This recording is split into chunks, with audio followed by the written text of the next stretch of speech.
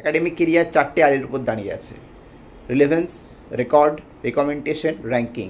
Relevance particular কী টাইপের research আমি করি এবং সেটা এই মুহূর্তে পুরো পৃথিবীর কাছে কতটা রিলেভেন্ট।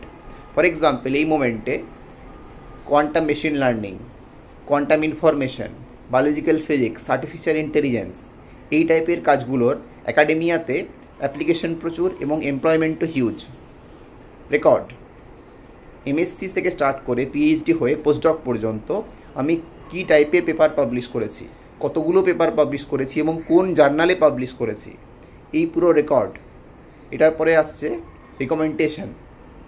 এমএসসির সময় আমি কার আন্ডারে প্রজেক্ট করেছি, পিএইচডিতে আমার পিএইচডি সুপারভাইজার কে ছিলেন, বা পোস্টডকের সময় আমার পোস্টডকের যে সুপারভাইজার, এনাদের রিকমেন্ডেশন প্রয়োজন হয় নেক্সট লেভেলের ক্ষেত্রে। এমপ্লয়মেন্টের ক্ষেত্রেও রিকমেন্ডেশন লাগে এবং কার কাছ থেকে আমি রিকমেন্ডেশন নিচ্ছি সেটা। এরপর র্যাঙ্কিং, এমএসসি থেকে স্টার্ট করে পিএইচডি হয়ে পোস্টডক পর্যন্ত কী টাইপের ইউনিভার্সিটিতে কোন র্যাঙ্কিংয়ের ইনস্টিটিউট থেকে আমি পাস আউট করেছি, সেই যে পুরোটা এইগুলো। তো you can share this video with someone who wants to go into the academics.